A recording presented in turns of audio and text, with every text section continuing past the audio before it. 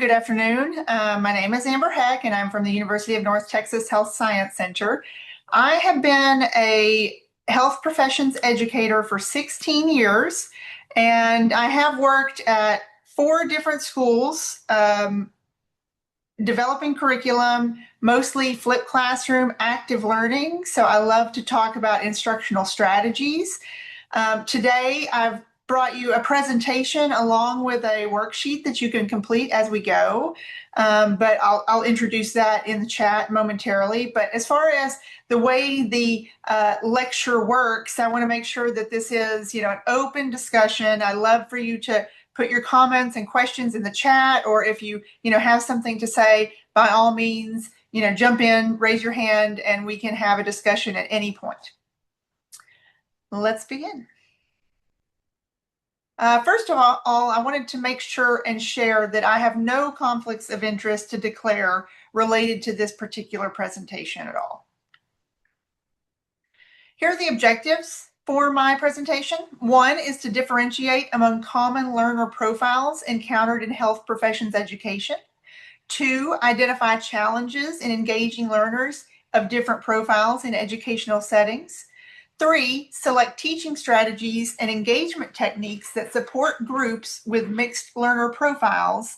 And 4, to plan a teaching activity that incorporates strategies for engaging groups with mixed learner profiles simultaneously.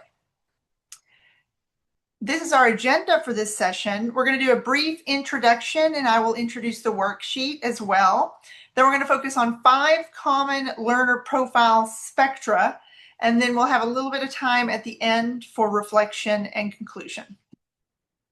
So let's start out with some discussion in the chat. I'm introducing the concept of a learner profile. What is a learner profile? Well, it refers to the learner's unique characteristics that make them a learner. And it can be composed of all sorts of different things. Cognitive characteristics, like who they are as a learner, personal traits, including those that they have gained through their cultural or family lives, and also social elements about the ways that they interact with the classroom, both with you as the authority figure and also with their peers. Now, we have run into challenges sometimes related to learner profiles, learners being overconfident or quiet or surface learners. I want you in the chat to just take a moment and tell me about what learner characteristics you have found most challenging in your teaching. So just give me your thoughts about what are challenging learner characteristics. Surface learning, for sure.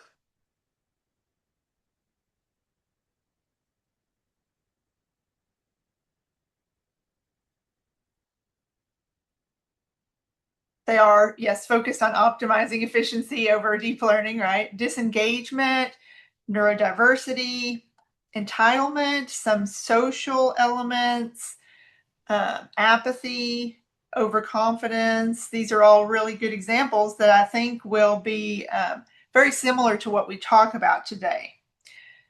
So I too have engaged those different types of learners. When we talk about learner profiles, there are many different ways we can categorize learners according to their profiles. But we don't have unlimited time today, so I decided to focus on 5 different concepts that I thought maybe were related to the most common learner profile issues that we encounter in health professions education. And those are these. 1 is the amount of prior knowledge the learner brings to the table. This is something that we overtly struggle with a lot in developing our curriculum throughout 4 years, all 4 years of medical education and into residency. Processing speed is another issue that we may encounter, with some learners being fast processors and some being more slow and deliberate. The amount they contribute, so being silent, I had seen, or over contributing, can all be learner characteristics that are challenging to address. Confidence, so someone may be quiet because they don't know, or they may lack confidence and be reluctant to speak up, or maybe they are overly confident in their knowledge and they speak up too frequently. And then finally, as mentioned before, learners can have different approaches to learning, including being a surface learner where they just really want to do the bare minimum, or a deep learner where they really seek to understand thoroughly. So we're going to go through these 5 topics. As we do that, I want you to follow along with me. I am going to drop in the chat a worksheet. And this is a very simple worksheet. And what I would like you to do is that right now, open this worksheet, save it to your computer, and fill in the first section where it says to identify a teaching session. I want you to think about a session, a single educational session that you have, that you currently oversee or deliver, where you think that you can make some improvements to engage more learners. So think about that session and write it down, and who your audience is, right? Are these first-year learners? Are they clinical? Is it bedside? Is it residents? Think about the learner population in general and just fill in section 1 right now.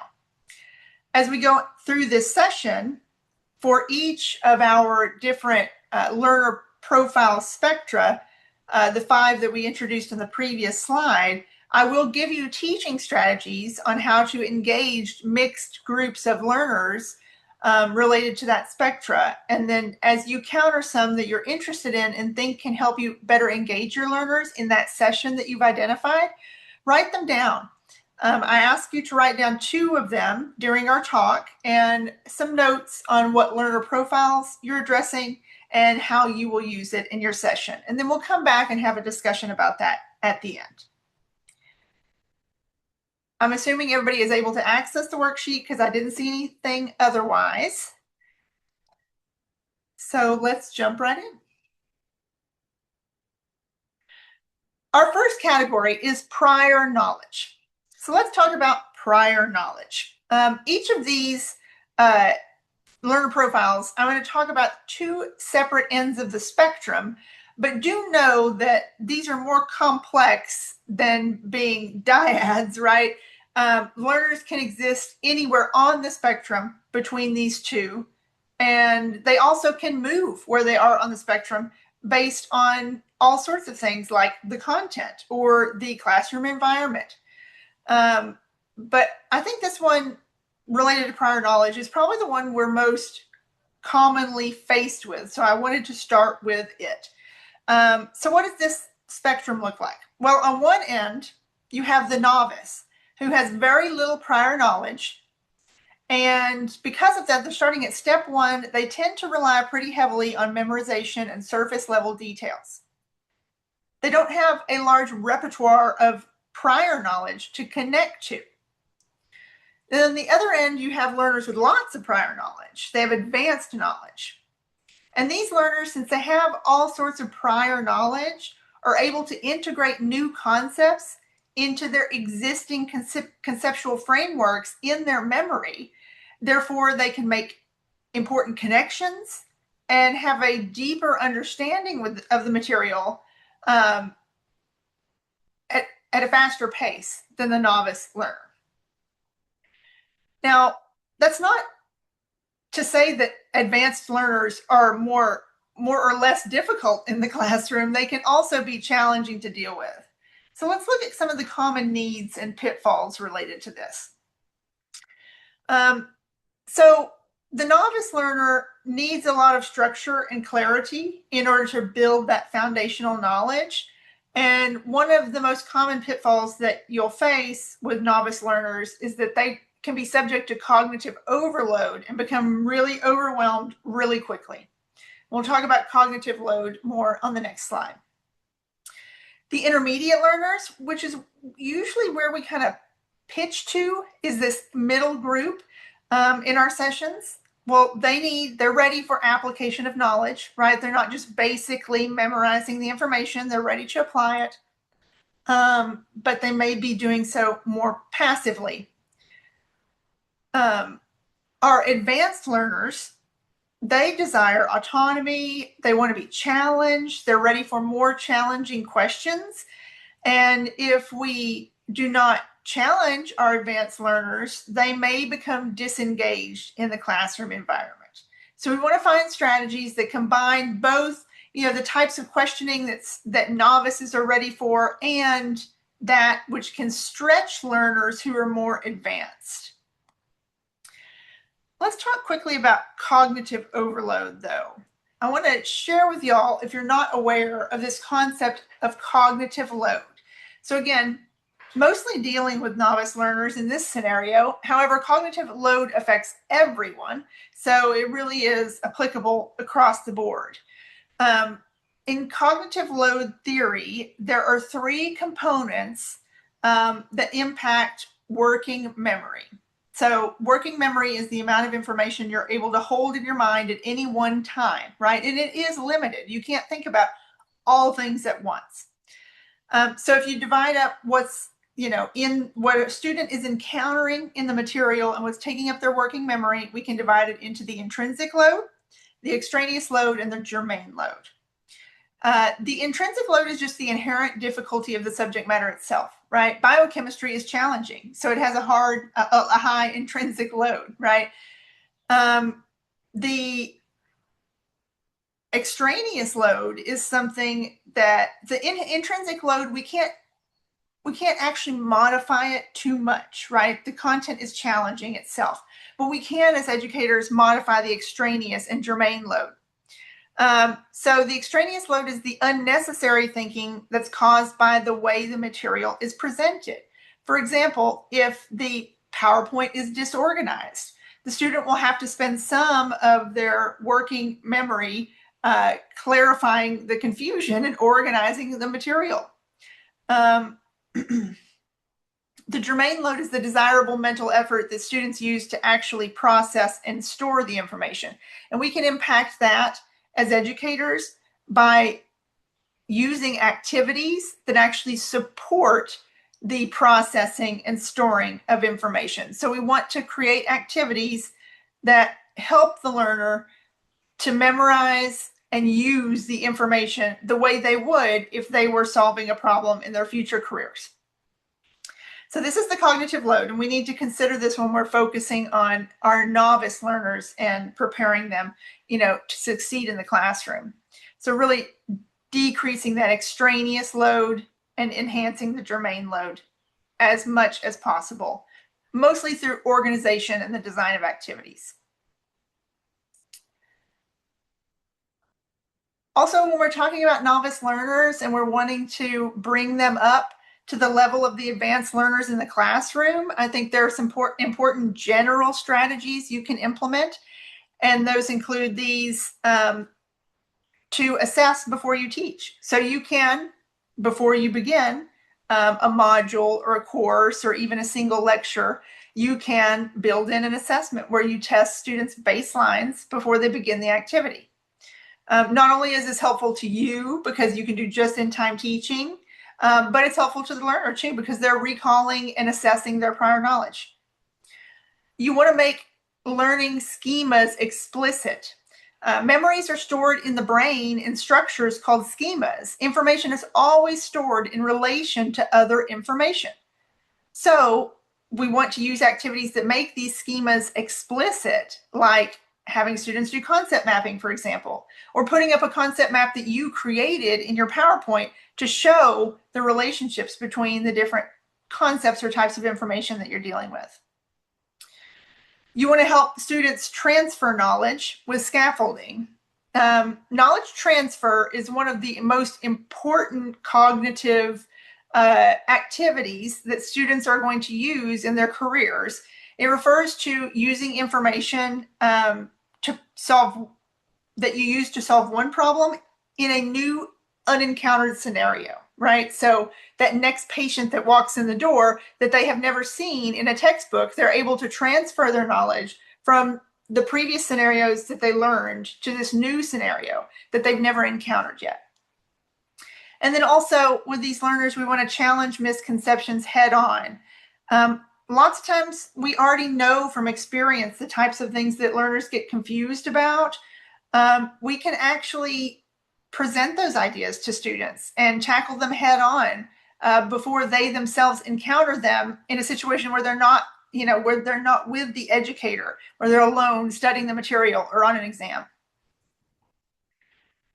So those are some strategies to kind of bring novice learners up to the level of your advanced learners.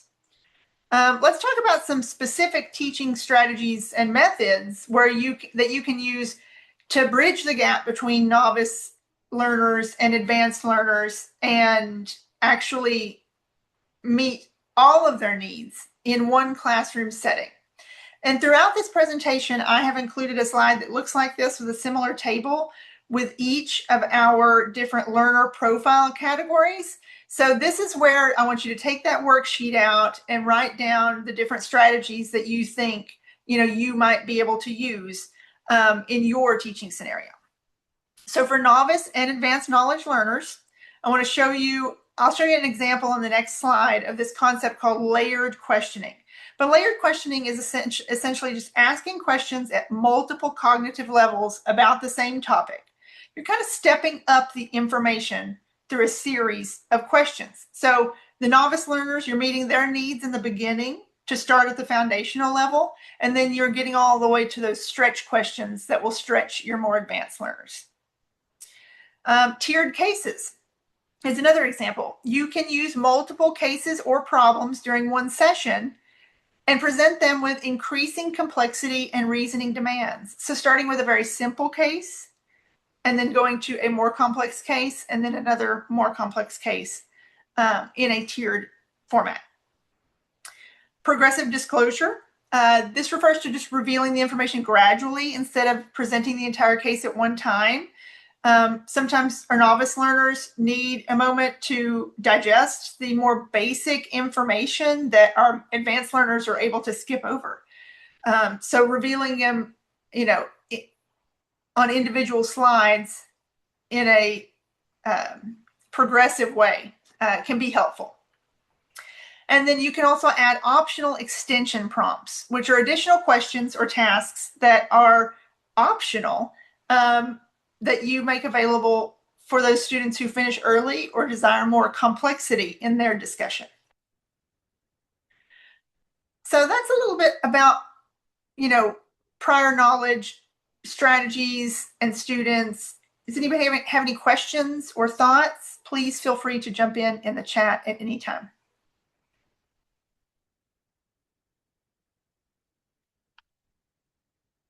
All right, let's talk about the next. Oh, I wanted to give you an example. I almost forgot.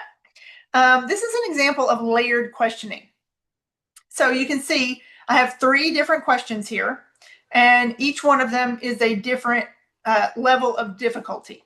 And I would be asking these questions in the same educational session to the same group of students, just one after another. So at the foundation level, maybe we'll just ask, what are the diagnostic criteria for sepsis?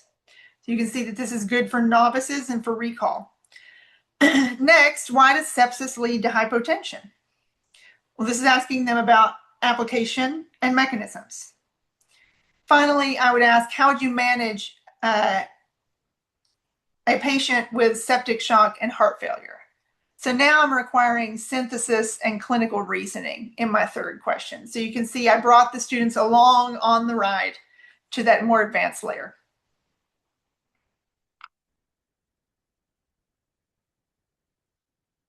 Okay, category number 2, contributions. So we all have those students who are very dominant in the classroom. Often I think at the level of medical education where all of our students are really smart, they're very bright, and they're usually highly motivated to be there. Our dominant learners are sometimes our favorite, right? They're the ones who talk when we want the students to talk. But, they can actually overpower other students and drive conversations in ways that are not necessarily beneficial. So on this spectrum exists the quiet learner. Being a quiet learner can be caused by many things. We definitely don't want to think that quietness necessarily means that they lack confidence or knowledge. It could be driven by their personality, cultural background, or perhaps their processing speed, a need to process information before speaking. On the whole other end of the spectrum, we have the dominant learner. Usually they're driven by extroverted traits or high confidence, or sometimes just a desire to talk out loud to solidify their understanding. But again, we don't want to equate talking a lot with competence because they're not necessarily the same thing.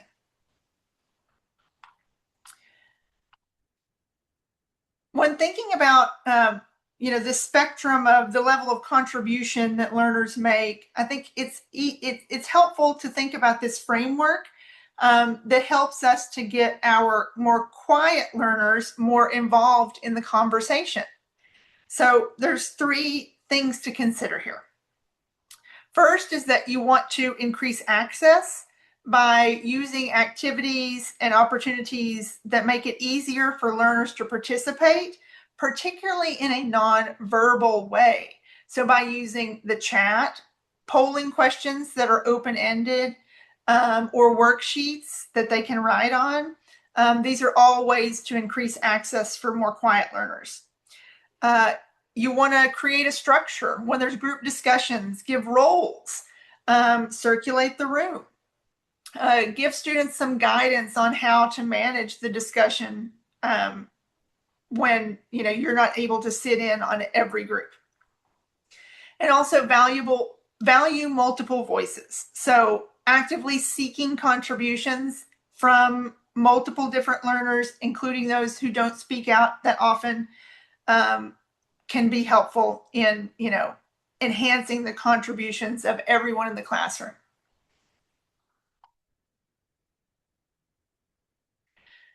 Here are some teaching strategies to consider when you have mixed groups with quiet and dominant learners. One tried and true strategy that I'm sure you probably have heard of before is think, pair, share. You have the students think individually on a question that you posed. Then they discuss it with a partner, probably the person sitting next to them. And then after pairs discuss it, then you share with a larger group. This allows those quiet students the opportunity to share verbally with their partner, who they're more likely to share information with than the whole class. It also allows them to test their ideas and their thoughts so that they're more confident to share it out loud in front of the class. Another strategy is to use chat responses. So before you have a verbal discussion on the question that you want to talk about, give opportunities to contribute to the discussion in writing first. So you can use open-ended questions on polling software like Mentimeter or Poll Everywhere, or if you're online, you can use the chat function, or you can use maybe worksheets or something written that the student can do on their own before they answer in a large group. Quiet learners are also more comfortable discussing in small groups with their peers than they are in large groups. So incorporating time for small group discussion can be helpful. And then finally, setting expectations on how people contribute is important. So assigning roles in your small groups, like reporter, recorder, or facilitator. You can rotate who is the reporter as well. Those are some opportunities to enhance, not only enhance the engagement of quiet learners, but also manage the engagement of dominant learners, because they will receive roles that both include speaking and not include speaking if you rotate those roles. Any questions so far? Okay, I hope you're finding some strategies to fill in your worksheet with. Let's talk next about processing speed. So again, this is a continuum that students exist on, both, as the way that they think cognitively in a general sense, and also it can change in any one scenario based on the type of information that they're dealing with. They may have prior knowledge that helps them process a question faster, or they may just always like to do much more reflective processing before they answer questions. Fast processors tend to grasp concepts quickly, rely on intuition, and thrive in rapid-paced environments, which we know in medical education. There are a lot of environments that are really rapid fire, not only in real-world clinical situations, but also in educational settings. We use rapid-fire questions often. And sometimes this leaves like our reflective processors a little behind and maybe trying to catch up. Our reflective processors, they prefer to analyze, internalize, and thoroughly think through information before they act. And, sometimes we do mistake fast processing speed for competence, right? We believe that fast processors are more knowledgeable, but that isn't necessarily the case. If you think about it, you have maybe 100 students in your class and you hear from 5 of them frequently, they're probably fast processors. They may not be the ones scoring the highest on the exams. You have a lot of very successful students in that classroom who are still being quiet, during your questioning, and it may be because they're reflective processors. So let's compare and contrast fast processors and reflective processors a little bit. So our fast processors, they tend to love to learn by doing, whereas reflective processors prefer to learn by thinking. Fast processors, they are at home in fast-paced interactive settings, which, like I said, is common in the clinical learning environment. And reflective processors are more at home in a quiet, independent setting. Fast processors tend to be highly productive, right? They're doing all their work and they're doing it with great speed. But because they are moving at a higher speed, they tend to be less accurate in classroom discussions or activities than our reflective processors, who may not get as much done in that amount of time, but may do so with higher accuracy. And one of the reasons that this, accuracy issue comes to play is because when we are doing fast thinking, we are using our what's called System 1 cognitive processing.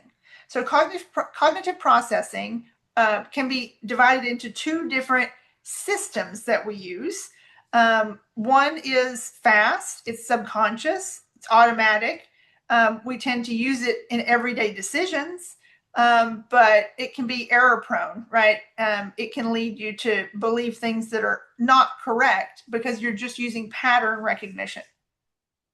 System 2 refers to our slow cognitive processing, which we use for problem solving. It's a conscious, effortful process. We use it to make complex decisions, and it tends to be more reliable because we are recalling information from our memory and using that to make decisions. So really, we want our students to kind of move towards the slower reflective processing instead of, promoting fast processing as a benefit all of the time. And remember, processing speed does not indicate their depth of understanding. So for processing speed, here's some strategies to use to kind of even out the playing field with fast processors and reflective processors. You can incorporate silent thinking before a discussion. So before you open a question for discussion, everyone spends a short period of time thinking independently. You can have them write down their thoughts, and that can give the slow processors time and also encourage the fast processors to slow down and think about the question more deliberately. You can ask polling questions before the discussion. So asking learners to commit to an answer before the discussion begins.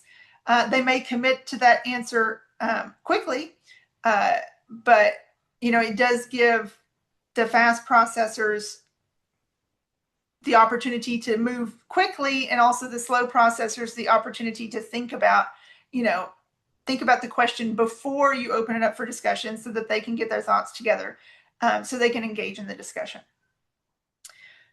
Wait time.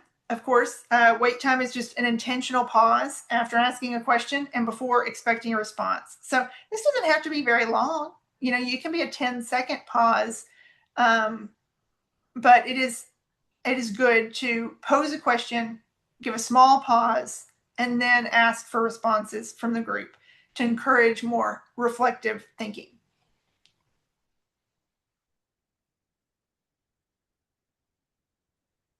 Okay, category number 4 is confidence.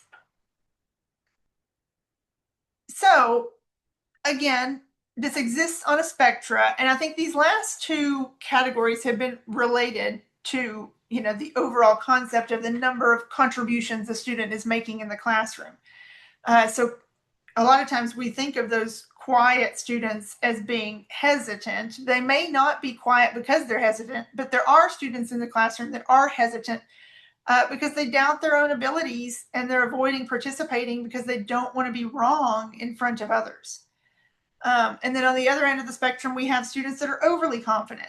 They assume that they understand, they feel comfortable with their understanding, and so they're not really taking practice seriously, or they're dismissing the feedback that they get in class. Feedback including the correct answer, maybe, So yeah, our hesitant learners may avoid participation, and our overconfident learners may overestimate their competence. And sometimes we may reinforce this unintentionally, right? Because we do kind of award in the classroom speaking out. But I think we can get our more hesitant learners to be more comfortable speaking out in the classroom if we address psychological safety in the classroom. So, what is psychological safety? It's a shared belief that the learning environment is safe for interpersonal risk taking. So, these kinds of interpersonal risks include open communication, voicing concerns, asking questions, and seeking feedback without fear of judgment. We can promote psychological safety in the classroom using what's called the 5 C's of psychological safety. So this is less of a single strategy for teaching, and this is more of kind of an outlook on how you interact in the classroom with your learners. But the 5 C's are clarity. So having your expectations and goals clearly defined for the learners. You can do this at the beginning of the class every single day. Remind them every single day that that mistakes are learning and that you want to hear from multiple perspectives and that uncertainty is to be expected. Candor, a culture of open, honest communication. You can do this by admitting when you don't know something or when something has been confusing to you. Curiosity, asking questions instead of making assumptions. When a student has an incorrect answer, be curious about why they believed that to be true instead of just telling them that it's incorrect and moving on. Confidence, which is the student having confidence in you based on your commitment to them and your cultivation of trust in the classroom, making it a safe space. And then consistency, that you're always applying your policies and also these 5 C's impartially and predictably. So you can be trusted in that environment. So that is the 5 C's of psychological safety. For our strategies for this section for contributions, again, we have our, hesitant versus overconfident learners. For groups that include both, I want you to try these strategies. Confidence ratings. So a confidence rating just is a question that you pair with one of your questions. After asking a student a polling question, for example, ask them to rate their confidence in their answer. And they need to think about how confident they are in their answer. This, of course, helps overconfident learners to kind of step back and think about, how confident they are. But it also, over time, can help hesitant learners to become more confident when they see that, they are correct and that their confidence maybe doesn't align with their knowledge. You can ask learners to defend the opposite position. Have them answer a polling question and then they answered A. Ask them why B might be correct or why B might be a better choice. Ask them to defend the opposite position. You can ask questions like, what would change your mind? After learners give their answers, ask them what evidence in this scenario would cause them to change their mind about their diagnosis or their choice in management or what they believe is going on. And then finally, you can do red team, blue team. This name comes from journalism, when groups of journalists divide into two teams to tackle a scenario from two different sides. So you assign one group to support a conclusion and then assign another group to challenge it.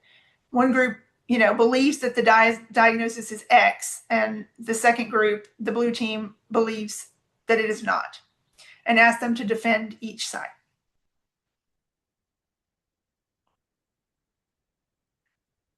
Okay, and this is group, spectrum number 5, our last one, which is approach to learning. And going back to our initial discussion, somebody mentioned this. I think this is something that we do really encounter a lot, particularly in preclinical education, is that students have been so focused on grades and performance instead of their own understanding, that they have a hard time making the switch as they mature as a learner from a surface learner to a deep learner, but that is what we want them to do. So surface learners, they focus on memorization and do the bare minimum so that they can pass tests. Deep learners actively connect new information to prior knowledge and seek understanding over memorization. Well, let's compare these two groups of learners. So our surface learners are generally extrinsically motivated, right? They're motivated by grades. They're motivated by praise. They want to get things correct, but not because they are interested in, knowing the information for their own personal reasons. Deep learners are intrinsically motivated. They want to understand. They want to know long-term. They want to use this information in practice one day. Our surface learners rely heavily on memorization, and memorization tools like flashcards or highlighting. Our deep learners, they want to make connections and they engage in critical thinking when they're learning. For surface learners, it's not that effective. Their knowledge is fleeting. And for our deep learners, knowledge becomes long-term as it is incorporated into mental schema that are stored long-term in the brain. Remember, as I mentioned, all information is stored in relation to other information. So actively seeking connections between your past knowledge and the new information you're hearing in class is a really important part of developing long-term memory and using it for knowledge transfer. So for our groups with surface learners and deep learners, here are the teaching strategies. One is ladder questions, kind of similar to layering questions, but there is a specific format that you follow, which is a series of 4 questions. What is it? How does it work? Why is it happening? And what if this happened? I'll give you an example of that on the next slide. In reverse engineering, instead of giving students the information about a topic, you are giving them an outcome and asking them to work backwards. So the outcome may be, a patient scenario, a patient outcome, or, the result of treatment, or, the results of a diagnostic study. And the students need to work backwards to find the mechanism or cause. Comparing and contrasting is really good for deep learning. You're just asking students to identify similarities and differences between two things, like two disorders or two drugs. And then concept mapping, which is constructing a visual representation of the relationships between concepts or words. And that allows you to make connections and store this information long-term. Let me show you an example of ladder questions. So my first question I would ask the students is what hormone is elevated in this scenario? Second question is how does it affect the target tissue? The third is why does it occur physiologically?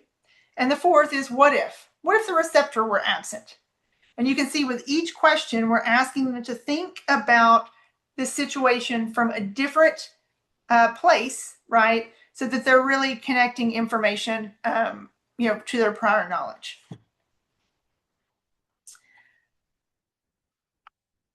Okay. So I went through our five learner profiles, and I want to come back now to our worksheet and have a discussion about the new teaching strategies that you're trying. So either in the chat or, unmuting your mic and speaking up, would anybody like to tell us about the strategies that they picked up from this session that they would like to now use in their session? And why?